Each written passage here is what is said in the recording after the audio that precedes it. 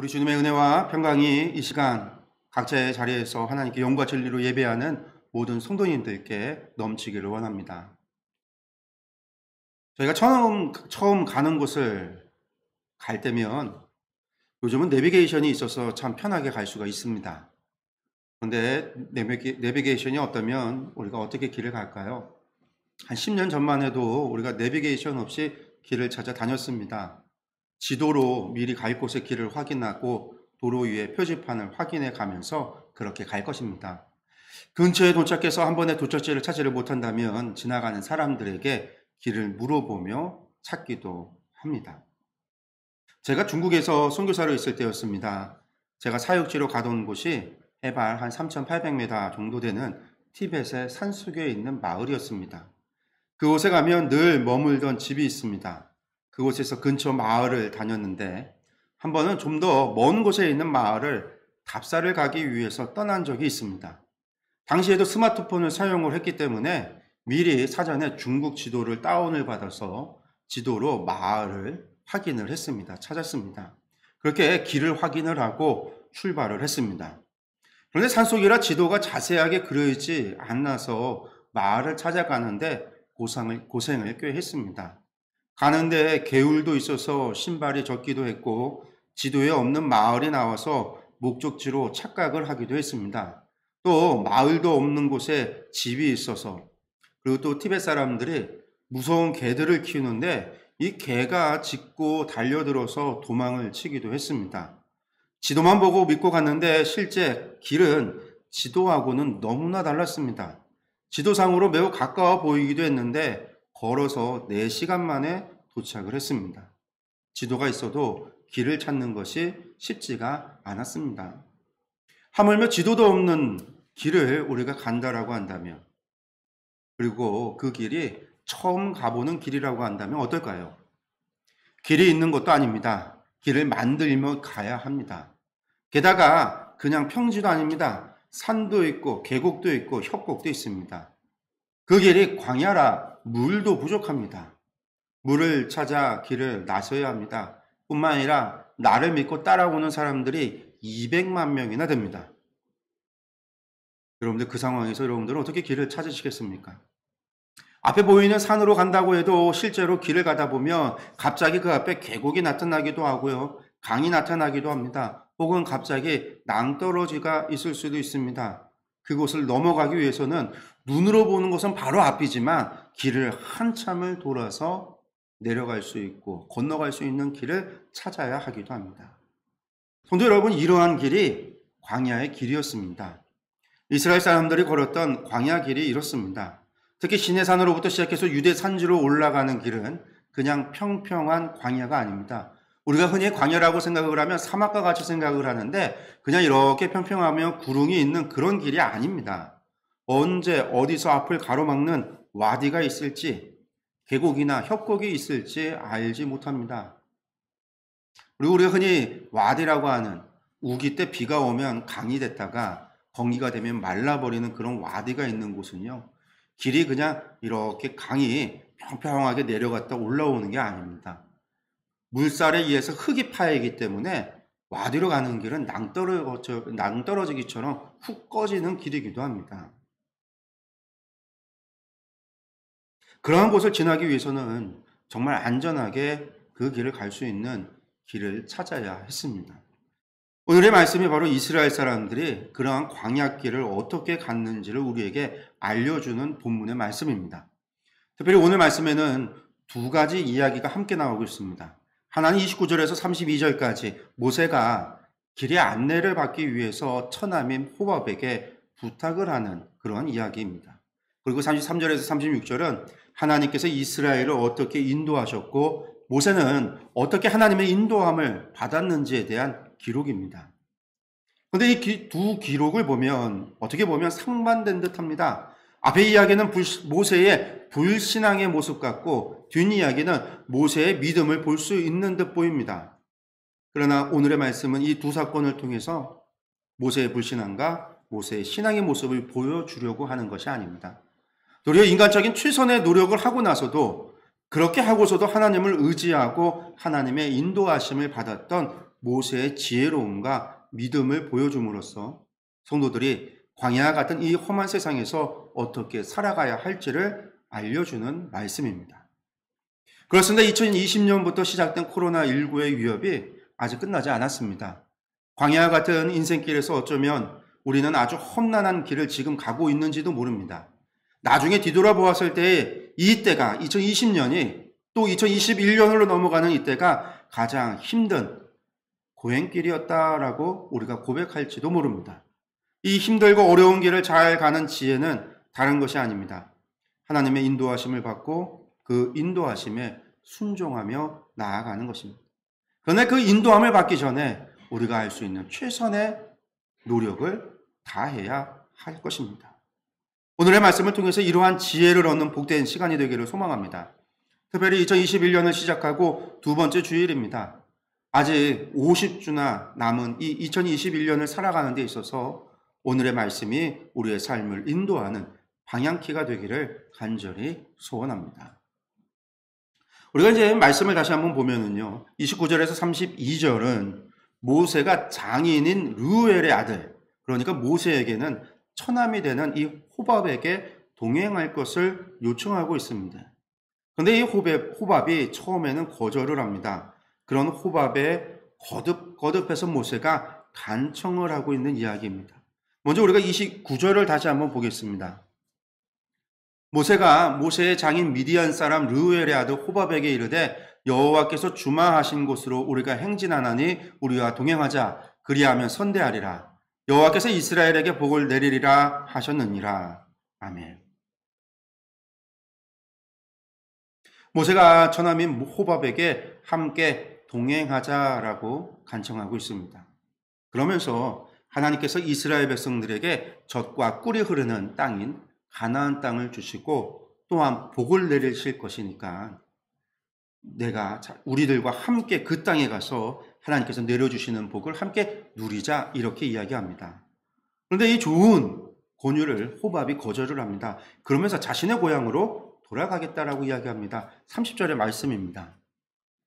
호밥이 그에게 이르되 나는 가지 아니하고 내 고향 내 친족에게로 가리라. 고향으로, 그리고 친족에게로 가겠다라는 거죠. 지금 모세는 분명한 선의를 가지고 호밥에게 동행할 것을 요청하고 있습니다.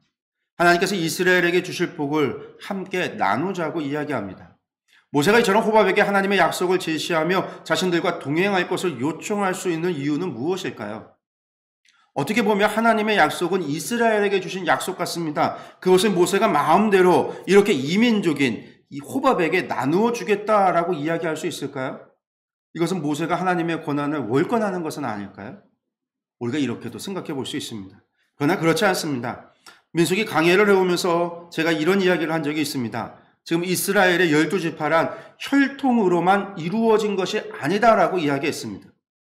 유다지파는 모두가 유다 자손들만 모여있고 다른 이민족은 섞여있지 않는 그러한 유다지파가 아니라 유다지파 자손뿐만이 아니라 이민족까지 섞여있는 다민족으로 이루어져 있는 연합체였다라고 이야기를 했습니다.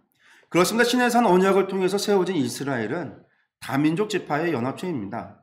출애굽을 통해서 하나님을 섬기기로 결단하고 출애굽을 함께 경험했던 그 모든 민족이 시내산에서 하나님과 언약을 맺었습니다. 그리고 그들은 지파 분류를 통해서 각 지파의 할당이 됩니다. 분명히 이 모든 일은 하나님께서 아브라함과 이삭과 야곱을 통해 약속하신 그 언약의 연장선에 있었습니다. 그렇기에 이스라엘이 중심입니다. 그러나 함께한 모든 이민족들에게도 이 문이 열려 있었습니다. 그러니까 사실 이스라엘 공동체라고 하는 시내산 공동체는 아브라함의 혈통이 중심이 되어졌던 것보다는 그들이 출애굽을 경험했던 신앙 공동체, 체험 공동체, 하나님의 구원의 역사를 경험했던 이들이 구원의 역사를 공유하고 그것을 통해서 이루어졌던 것이 이스라엘 민족입니다. 앞으로 이스라엘 자손들이라고 하는 사람들은요, 아브라함의 후손이고 아브라함의 핏줄이라고 이야기할 수 있지만 더 중요한 것은 바로 이 신앙을 공유하고 이 신앙을 계승하는 이들이 하나님의 백성 이스라엘입니다. 이것을 위해서 하나님께서는 앉았을 때든지 섰을 때든지 집에 들어갈 때든지 나올 때든지 언제나 부모가 자녀에게 하나님 사랑할 것을, 신앙을, 율법을 가르치라고 한 겁니다. 그들이 경험했던 신앙의 핵심, 결국 그것이 기록된 모세 오경이 그들이 공유하고 믿고 그리고 전승하게 되어지는 이스라엘의 정체성이었다라는 겁니다. 그래서 이스라엘 사람들의 신의 공동체가 이스라엘 사람들이 다민족 연합체였다라는 것을 알 수 있는 게 갈렙을 통해서도 우리가 알 수 있습니다. 갈렙이라고 한 사람은 에돔 사람임에도 불구하고 유다 지파에 속하였고, 그리고 이후에는 유다 지파의 대표가 돼서 정탐꾼이 되어 가나안 땅을 정탐합니다. 뿐만 아니라 나중에는 여호수아와 함께 이스라엘 이 가나안 땅에 들어갔을 때에 유다 지파의 대표, 족장이 돼서 유다 지파가 헤브론 산지를 정복할 때에 갈렙이 앞장서서 그 땅을 정복하게 됩니다. 이것이 하나님께서 세워가시는 하나님의 나라입니다. 모든 민족으로 백성을 삼으시는 하나님의 나라의 모습입니다. 지금 모세는 자신의 처남인 호밥에게 하나님의 백성이 될 것을 권유하고 있는 겁니다. 함께 동행함으로 그 언약의 백성이 함께 하자고 이야기합니다. 그러므로 모세가 호밥에게 동행을 요청하는 것은 하나님의 뜻을 분명하게 정확하게 알고 있었기 때문에 가능합니다. 모든 민족으로 하나님의 백성을 삼고자 하시는 하나님의 뜻을 알았기에 지금 자신의 처남인 호밥과 그의 가족들에게 이스라엘과 동행하자라고 권유하고 있는 겁니다. 성도 여러분, 모세가 이처럼 호밥에게 강력하게 하나님의 약속을 믿고 자신들과 동행할 것을 요청할 수 있었던 것은 그가 하나님의 약속에 대한 분명한 확신을 가지고 있었기 때문입니다. 만약 이러한 확신과 믿음이 모세에게 없었다라고 한다면 그는 결국 그러한 요청을 할 수 없었을 겁니다. 혹시 요청하더라도 완강한 호밥의 마음을 돌이킬 수는 없었을 겁니다. 그러나 모세는 하나님의 약속이 반드시 이루어질 것을 확신했습니다. 그렇게 강력하게 자신들과 동행할 것을 요청할 수 있었던 겁니다. 오늘 말씀에는 이 요청의 결과가 나오지 않습니다만 모세는 마침내 호밥의 마음을 움직여서 그로 하여금 이스라엘 백성들과 동행하게 만들 수 있게 됩니다. 그래서 사사기를 보면 호밥의 가족들, 즉 모세의 처가 식구들은 유다 지파에 속하여 땅을 분배받게 됩니다. 이후로는 그들도 유다 지파 사람에 속하게 되는 겁니다. 그렇습니다. 오직 하나님의 약속을 확신하는 자만이 다른 사람들에게 그 약속을 믿고 따르라고 말할 수 있습니다. 하나님의 약속에 대한 확신이 없는 자는 결코 다른 사람에게 그 약속을 믿으라고 말할 수 없습니다. 혹 말한다고 할지라도 그 말을 듣는 사람의 마음을 움직일 수는 없습니다. 생각해 보십시오. 자신도 확신하지 못하는 것을 어떻게 다른 사람들에게 믿고 따르라고 말할 수 있겠습니까? 또 말한다 할지라도 어떻게 그 확신 없는 말로 다른 사람의 마음을 움직일 수 있겠습니까? 만약 그렇게 할 수 있는 사람이 있다면 여러분들 그 사람은 타고난 거짓말장애이거나 아니면 그 자신도 진실과 거짓을 구분할 줄 모르는 정신병자일 겁니다. 그래서 예수 그리스도께서는 복음을 전하는 자를 가리켜서 증인이라고 부르셨습니다. 즉 복음 전도자는 없는 것을 꾸며대는 자가 아니라 분명히 보고 듣고 체험하여 아는 것을 말하는 자라는 이야기입니다. 다시 말해서 복음을 전하는 자들은 그 복음, 그 하나님의 약속을 보고 듣고 체험한 것처럼 확신할 수 있는 자이어야만 한다는 겁니다. 오직 이런 자들만이 그 증거를 듣는 자들에게 확신을 줄 수 있고 그들로 하여금 그 증거된 약속의 말씀을 따라 살아갈 수 있도록 만들 수가 있습니다. 오늘날 많은 성도들이 예수 그리스도를 믿는 자들에게 영생을 주시겠다라고 하시는 하나님의 약속, 곧 이 복음을 적극적으로 증거하지 못하고 있습니다. 여러분들 그 이유 중 하나가 바로 이것입니다. 그 약속에 대한 분명한 확신이 없기 때문입니다. 감히 그 약속을 다른 사람에게 말하지 못하고 있는 겁니다. 그러므로 이제 우리는 그 하나님의 약속에 대한 분명한 확신을 가져야만 합니다. 그럴 때 우리는 비로소 복음을 부끄러워하지 않고 당당하게 전할 수 있게 될 것입니다. 또한 그 복음으로 말미암아 많은 사람의 생명을 구원할 수 있게 될 겁니다. 요즘 코로나19로 인해서 교회가 욕을 많이 먹고 있습니다. 교회를 중심으로 많은 확진자들이 나오기 때문에 교회를 욕하는 사람들이 많습니다. 그러다 보니까 교회를 욕하는 사람들 앞에서 자신이 그리스도인이다, 교인이다라고 말하는 것에 주저하는 사람들도 생기고 있습니다.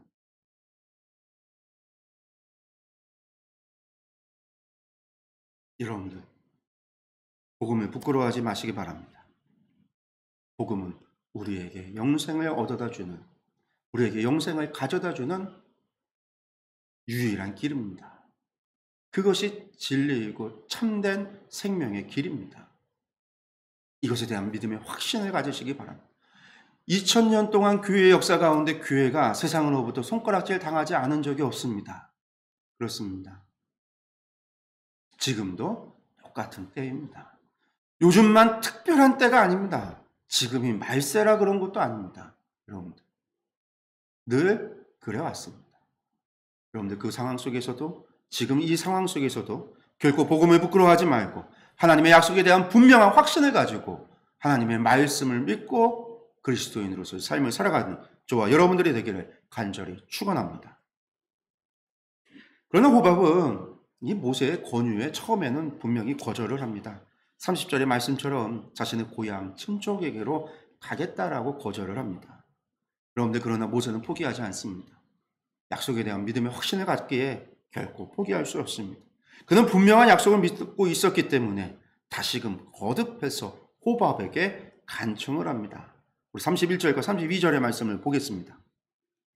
모세가 이르되 청하건대 우리를 떠나지 마소서. 당신은 우리가 광야에서 어떻게 진칠지를 아나니 우리의 눈이 되리이다. 우리와 동행하며 여호와께서 우리에게 복을 내리시는 대로 우리도 당신에게 행하리이다. 아멘. 31절과 32절을 보면 모세는 이스라엘 민족과 동행 요청을 거절하는 이 호밥에게 다시 한번 간곡하게 동행을 요청합니다. 그러면서 우리와 동행하면 여호와께서 우리에게 복을 내리시는 대로 우리도 당신에게 행하리이다, 이렇게 말하고 있습니다. 즉, 그가 수고하는 것에 대한 합당한 보상을 약속하고 있는 겁니다. 물론 이는 이스라엘 백성들이 호밥에게 보상을 해줄 것이라는 의미가 있지만 보다 궁극적으로는 하나님께서 당신의 백성인 이스라엘의 원활한 행군에 협조한 호밥에게 은총을 베풀어 주실 것이다 라고 하는 의미입니다. 여러분들, 그런데 31절을 보면 모세가 호밥에게 이렇게 이야기합니다. 당신은 우리가 광야에서 어떻게 진칠 것을 아나니 우리의 눈이 되리이다, 이렇게 말하고 있습니다. 여러분들, 이는 어떻게 보면 무척이나 불신앙적인 모습으로 비춰질 수 있습니다. 왜냐하면 한낱 이방인에 불과한 호밥이 광야 생활에 익숙하다라고 해서 그에게 이스라엘 백성들의 길을 안내하는 것, 그것을 이렇게 간곡하게 부탁하는 것은 곧 구름기둥과 불기둥으로 이스라엘을 보호하시고 가장 좋은 길로 인도하시는 하나님을 믿지 못하는 것처럼 보이기 때문입니다. 그러나 여러분, 호밥에 대한 모세의 이 같은 부탁은 결코 하나님께 대한 불신앙을 나타내는 것이 아닙니다. 하나님께서 구름기둥과 불기둥으로 인도한다는 것이 오늘날 내비게이션처럼 인도하셨다라는 것이 아닙니다. 하늘에 떠있는 구름을 따라 이동한다라고 하는 것은요, 생각만큼 쉬운 일이 아닙니다. 구름은 일직선으로 움직였지만 땅에는 길이 없기 때문입니다. 가다가 계곡을 만날 수도 있고 앞서 말했던 와디를 만날 수도 있습니다. 그러면 안전히 그 계곡을 내려가서 건너편으로 건너가야 합니다. 이때 길을 잘 아는 호밥이 있다라고 한다면 이스라엘이 광야길을 가는데 큰 도움이 될 수 있을 것이라 모세는 생각을 한 겁니다.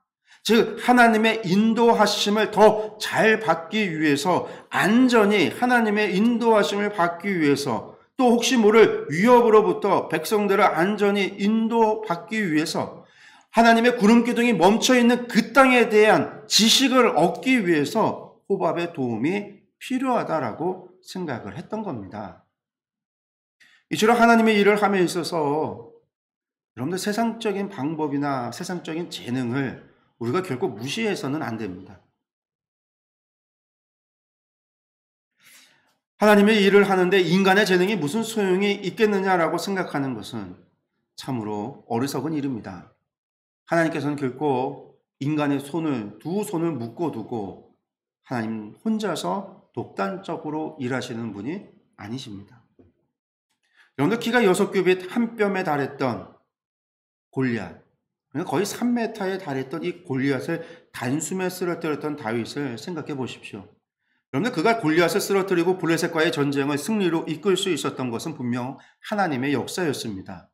그러나 다윗은 골리앗을 넘어뜨리기 전에 이미 사자나 곰과도 맞서서 싸울 만큼 충분한 담력과 물매를 능숙하게 다룰 줄 아는 기술을 가진 그러한 특별한 재능을 가지고 있었습니다.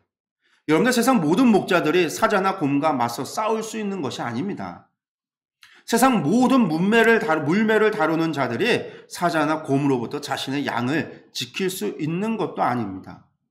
그러나 다윗은 그러한 용맹함을 가지고 있었고 또 그러한 능력도 가지고 있었던 겁니다. 하나님께서는 이러한 그의 재능을 최대한 활용하셔서 당신을 모욕했던 이 골리앗을 쳐 죽이시고 이방 블레셋 족속들을 징계하셨던 겁니다. 그렇습니다. 하나님의 일을 함에 있어서 세상적인 재능도 중요한 겁니다. 이러한 재능 역시 하나님께서 뜻이 있어서 각 사람에게 주셨습니다.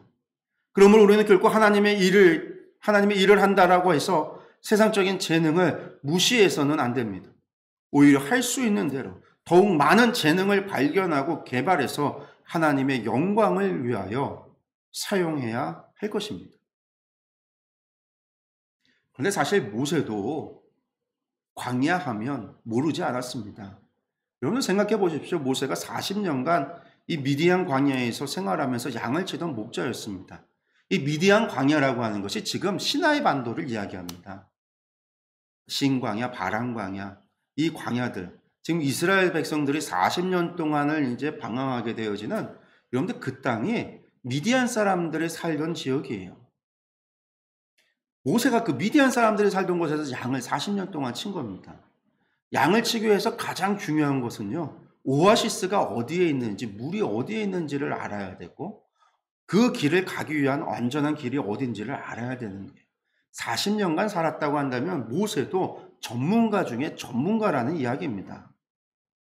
그런데 모세는요, 자신의 경험 때문에 교만해지지 않고 자신이 모든 것을 혼자 다 하려고 하지 않았습니다. 그는 광야 생활에 능했던 호밥에게 도움을 요청하고 있는 겁니다. 이후로 호밥이 함께함으로 말미암아 모세는 좀 더 효과적으로 이스라엘 백성들을 돌보는 일에 집중할 수 있게 되는 겁니다. 그렇습니다. 하나님의 일은 동역을 통해서 이루어집니다. 하나님께서는 각기 다른 은사를 각 사람에게 나눠주고 각기 다른 은사를 지닌 사람들이 함께 동역함으로 큰 역사를 이룰 수 있도록 하십니다. 그러므로 성도는 항상 동역의 자세가 몸에 배어 있어야만 합니다. 교만하고 독선적이어서 혼자 모든 일을 다 하려고 해서는 안 됩니다. 먼저 겸손한 자세로 다른 사람의 재능을 인정하고 또한 자신이 더 잘할 수 있는 것은 언제나 협력하고 도울 수 있는 자세를 가져야만 합니다. 그럴 때 우리들의 공동체는 크고 놀라운 하나님의 일을 더욱 효과적으로 이루어갈 수 있을 겁니다. 성도 여러분, 모세는 이스라엘 백성들을 위해서 중대한 역할을 감당할 수 있었던 이 호밥을 붙들기 위해서 어찌 보면 비굴하다라고 할 정도로 간곡하게 동행을 요청하고 있습니다. 이처럼 간청하는 모세의 모습에서 우리는 결코 200만 명에 이르는 대민족을 이끌고 있는 지도자로서의 자존심을 발견할 수가 없습니다. 이것은 모세가 하나님의 일에 얼마나 열정적이었는지를 보여주는 겁니다. 하나님의 일을 하기 위해서는 자신의 자존심 같은 거, 자신의 위치 같은 거 언제든지 다 내려놓을 수 있었다라는 겁니다. 성도 여러분, 이처럼 우리도 열정적인 하나님의 일꾼이 되어야 할 것입니다. 하나님의 영광을 위해서라면 자신의 권위도, 자존심도, 심지어 생명까지도 내려놓을 수 있는 자들이 되어야 합니다. 그럴 때 우리는 하나님의 크고 놀라운 일들을, 하나님의 크고 영광스러운 일들을 이루게 될 것입니다. 2021년이 바로 그러한 해가 되기를 소망합니다. 우리 충주 터교회가 2021년에는 바로 그러한 일을 이루는 교회가 되기를 간절히 소망합니다. 근데 본문의 말씀이 여러분들 여기서 끝이 난다라고 한다면 우리는 뛰어난 지도자 모세, 그리고 참 말을 잘하는 언변가인 제사장 아론, 그리고 광야의 지형과 생활에 아주 능했던 호박, 이러한 특별한 능력이 있는 지도자들의 능력에 의해서 이스라엘 백성들이 광야길을 안전히 나아갔다, 이렇게 생각을 할 수가 있습니다. 여러분들, 그러나 그렇지 않습니다. 아무리 뛰어난 지도자가 있고 아무리 길을 잘 아는 재능이 있는 사람이 있어도 하나님의 인도하심이 없다라고 한다면 여러분들 그 모든 능력과 노력이 허사일 뿐입니다. 그렇습니다. 33절에서 36절의 말씀은 오직 하나님의 인도와 보호를 통해서 광야길이 인도되어졌음을 강조하고 있습니다. 실로 이스라엘 백성들의 나아갈 길을 정하시고 그들을 안전하게 보호하셨던 진정한 지도자는 오직 하나님 한 분이셨습니다. 이와 같은 사실은 오늘날 우리에게 이 광야 같은 험난한 세상에서 우리들이 의지할 수 있는 유일한 인도자와 보호자는 오직 하나님 한 분뿐이라는 사실을 다시 한번 일깨워 줍니다. 그리고 본문의 말씀을 보겠습니다. 33절과 34절의 말씀입니다. 그들이 여호와의 산에서 떠나 3일 길을 갈 때 여호와의 언약궤가 그 3일 길에 앞서가며 그들의 쉴 곳을 찾았고, 그들이 진영을 떠날 때 낮에는 여호와의 구름이 그 위에 덮였었더라. 아멘. 33절을 보면 이스라엘 백성들이 시내산을 출발해서 3일 길을 가는 동안 언약궤가 그 3일 길을 앞서 행하면서 이스라엘 백성들의 쉴 곳을 찾았다, 이렇게 기록하고 있습니다. 여러분들, 물론 이 말은 언약궤가 이스라엘 백성들보다 3일 길을 먼저 진행했다, 이런 말이 아닙니다. 여러분들, 하루에 한 20km 행군한다고 쳐서 3일 길이면 60km예요. 60km면 어마어마한 먼 거잖아요. 그 길을 갔다라는 이야기가 아닙니다. 이것은 언약궤가 3일 동안 내내 이 행진의 선두에 서서 이스라엘 백성을 인도해 갔다라는 뜻입니다. 하지만 분명한 것은요, 언약궤가 앞서 행하면서 이스라엘 백성들의 쉴 곳을 찾았다라는 것이고요. 그리고 이건 3일 길 이후에 끝났다는 게 아닙니다. 이후로도 이 광야 생활이 끝나는 그 순간까지, 이 약속의 땅에 들어가는 그 순간까지, 요단강을 건너는 그 순간에도 언약궤가 앞서서 행진을 합니다. 즉 언약궤로 상징이 되는 하나님께서 이스라엘보다 앞서 행하면서 그들의 쉴 곳을 정하시고 그리로 그들을 인도하셨다라는 이야기입니다. 그렇습니다. 호밥이 먼저 앞서가서 쉴 곳을 정한 것이 아닙니다. 하나님께서 이스라엘 백성들의 모든 광야 여정에서 항상 그들보다 앞서 행하면서 그들을 인도하셨습니다. 그들의 쉴 곳을 하나님께서 예비해 주셨습니다. 그리고 그 예비해 주신 휴식처에 때로는 고난과 낙심되는 일들이 있었다 하더라도 하나님의 백성이 되어 약속하신 축복의 땅으로 향해 가는 그들에게 있어서는 그곳이 가장 좋은 휴식처가 되었습니다. 이와 마찬가지로 하나님께서 오늘날에도 성도들의 인생길에 항상 앞서 행하시면서 우리를 인도하고 계십니다. 그 인도하시는 길은 우리에게 가장 좋은 길임을 믿어야 할 것입니다. 비록 그 길을 지나감에 있어 때로는 고난이, 때로는 낙심될 만한 일들이 있을 수 있습니다. 코로나19와 같은 이러한 상황들이 우리 가운데 우리가 예상치 못하게 우리의 삶을 지배할 수도 있습니다. 그것이 우리를 힘들게 하기도 할 수 있습니다. 그러나 여러분들, 그것들 역시 궁극적으로 본다면 우리들이 보다 성숙된 삶을 살아감에 있어서 반드시 필요한 것들임을 알아야 할 것입니다. 이것은 마치 병에 걸린 사람에게 줄 수 있는 것은 그들에게 줄 수 있는 가장 좋은 것이 바로 쓴 약이나 아픈 주사인 것과 같은 이치입니다. 우리가 원하지 않고 또 그것이 좋은 것이라고 느껴지지 않을지라도 하나님께서 우리에게 주시는 모든 것이 항상 우리에게 가장 좋은 것이라는 이야기입니다. 성도 여러분, 바울 사도를 생각해 보십시오. 그에게도 역시 그가 원치 않았던 하나님의 선물이 있었습니다. 그것은 바로 하나님께서 그의 육체에 주셨던 가시였습니다. 바울은 그 가시가 자기 몸에서 떠나기를 하나님께 3번이나 간구를 합니다. 그러나 하나님께서는 그에게 내 은혜가 내게 족하다라고 응답하십니다. 그 가시를 주신 것이 오히려 하나님의 은혜라는 말씀입니다. 하나님께서 이 가시를 통하여 바울이 교만해지지 못하게 하심으로써 그리스도의 능력이 항상 그에게 머물도록 하셨습니다. 그러므로 이 가시는 사도 바울에게 가장 좋은 은혜요 또한 선물입니다. 어쩌 보면 코로나19가 지금 우리에게 있어서 너무나 힘들고 어렵고 교회에 나와 예배를 드리는 것까지 어려움을 겪는 상황이지만 나중에 지나고 돌아봤을 때 그것이 바로 우리에게 주셨던 다시 하나님을 향한 예배에 대한 다시금 되돌아보게 하시고 교회에 대해서 다시금 되돌아보게 하시고 신앙에 대해서 다시금 되돌아보게 하시고 믿음에 대해서 다시금 되돌아보게 하시는 우리로 하여금 우리의 실제 믿음과 신앙이 어떠했는지를 점검하게 하시는 그러한 은혜의 시간이 되었을지도 모릅니다. 그렇습니다. 코로나19로 우리가 예배드리지 못함으로 말미암아 교회에 나오지 못하는 상황으로 말미암아 우리는 예배가 무엇인가에 대해서 다시금 생각하게 됩니다. 하나님을 예배한다라는 것이 무엇인지에 대해서 다시금 고민하기 시작을 했습니다. 우리가 너무나 익숙해져서 매주 드리는 이 예배가 매일같이 드리는 모든 예배가 익숙해져서 너무나 당연시 되어지고 습관화되어졌던 우리의 신앙의 모습이 코로나19로 인해서 다시금 되돌아보고 우리에게 문제가 있었다라는 것을 깨닫게 되어지는 은혜의 시간이었다라는 겁니다. 성도 여러분, 하나님께서는 우리를 향해서 항상 가장 좋은 것을 예비하시는 분이십니다. 그렇게 우리는 언제나 하나님께서 인도하시는 그 길이 나를 위한 가장 좋은 길이라는 사실을 확신을 가져야 되고 소망 가운데 살아야만 할 것입니다. 그 길에 때로는 고난을 당하며 낙심할 수밖에 없는 상황에 놓여질지라도 오히려 감사하고 그 일들을 통하여 우리에게 주실 더 큰 은혜와 복을 기대해야만 합니다. 그리할 때 하나님께서는 반드시 그 모든 기대와 소망을 이루어 주셔서 우리로 하여금 복된 삶을 누리게 하실 겁니다. 이는 마치 34절에 말씀한 것처럼 여호와의 구름이 이스라엘을 덮은 것과 같습니다.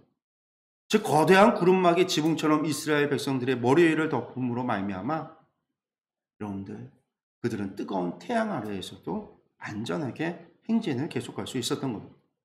이처럼 하나님의 인도를 받는 자들은 비록 험난한 세상길을 가는 동안 고난을 당하기도 하지만 그 가운데에서도 평안을 누릴 수 있습니다.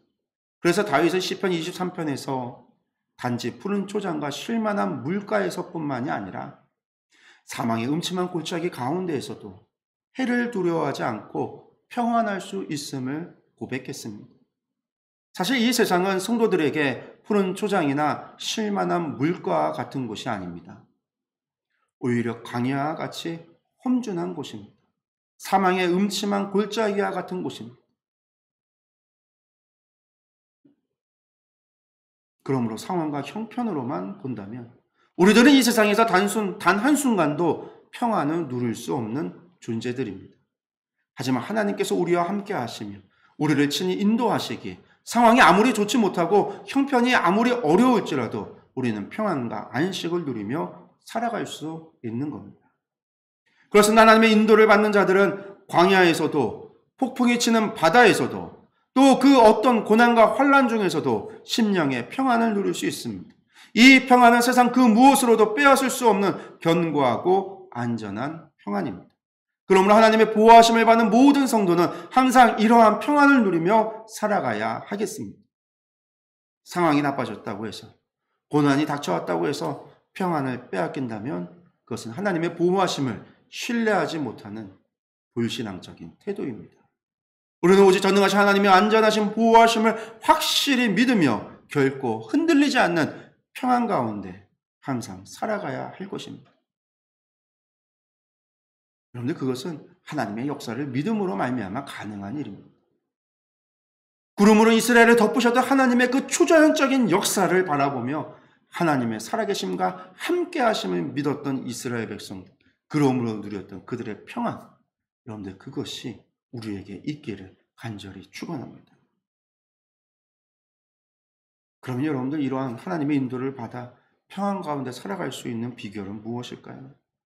그것이 35절과 36절의 말씀입니다. 말씀 보겠습니다. 괴가 떠날 때에는 모세가 말하되 여호와여 일어나사 주의 대적들을 흩으시고 주를 미워하는 자가 주 앞에서도 도망하게 하소서 하였고 괴가 쉴 때에는 말하되 여호와여 이스라엘 종족들에게로 돌아오소서 하였더라. 아멘. 35절, 36절은 모세의 기도입니다. 모세는 하나님의 교회가 떠날 때에는 여호와여 일어나사 주의 대적들을 흩으시고 주를 미워하는 자가 주 앞에서 도망가게 하소서 이렇게 기도하고 또 괴가 쉴 때에는 여호와여 이스라엘 종족들에게 돌아오셔서 이렇게 기도했습니다. 즉 모세는 광야 생활 40년 동안 이스라엘 백성들이 이동할 때마다 항상 이렇게 기도했다라는 겁니다. 성도 여러분, 우리는 익숙해지면 무뎌집니다. 하나님의 인도함을 받는 일도 익숙해지면 어떻게 될까요? 어느 순간 무뎌지게 됩니다. 내 생각이 앞서고 하나님을 의지하지 않게 되고 스스로 생각하고 스스로 판단하여 스스로 일을 처리하려고 듭니다. 모세에게는 길을 잘 아는 호밥이라고 하는 처남이 있습니다. 모세 자신도 이 미디안 땅에서 40년간이나 양을 치며 살았습니다. 누구보다도 이 광야 땅을 잘 알고 있습니다. 그러나 여러분들, 모세는 가고 서는 모든 순간에 하나님께 기도로 간구하며 하나님을 의지했습니다. 장장 40년 동안 그렇게 항상 하나님께 기도를 드리며 하나님을 의지했던 것입니다. 성도 여러분, 이스라엘은 이렇게 광야 40년의 세월을 보냅니다. 가장 재능이 뛰어난 사람을 앞세우고 자신들이 할 수 있는 모든 최선의 일을 행하면서도 분명 그들은 하나님을 의지했습니다. 하나님의 도우심을 바랬고 하나님의 인도하심을 간구했습니다. 그렇게 하나님의 인도하심에 순종함으로 살았습니다. 그 결과 그들은 광야에서 200만이 넘는 사람들이 안전하게 살아갈 수 있었던 겁니다. 그리고 마침내 하나님께서 약속하신 가나안 땅, 그 약속의 땅에 들어가게 됩니다. 사랑하는 성도 여러분, 이스라엘 백성들은 사막의 뜨거운 태양 아래서 험준한 광야길을 걸으면서도 편안하고 안전할 수 있었습니다. 여러분들, 그것은 그들의 인도자가 되시는 하나님께서 그들의 머리 위를 구름으로 덮으시고 안전한 길로 인도해 주셨기 때문에 가능했습니다.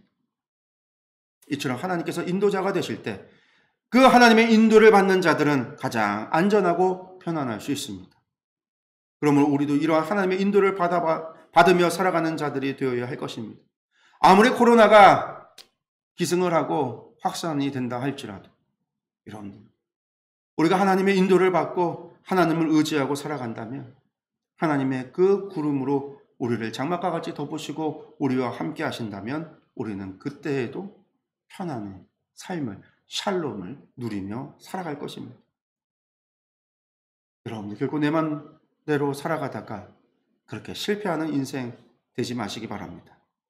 하나님의 인도하심을 따라 하나님의 뜻대로 살아감으로 말미암아 하나님이 주시는 평안을 누리며 복된 삶을 살아가는 저와 여러분들이 되시기를 바랍니다. 그래야 할 때 우리 역시도 우리가 하나님의 안전한 보호 아래서 안전하고 평안한 삶을 누리는 저희 모든 성도님들, 우리 터교회가 될 줄로 믿습니다. 그러한 평안한 삶을 누리는 또한 2021년이 되기를 간절히 축원합니다. 기도하겠습니다.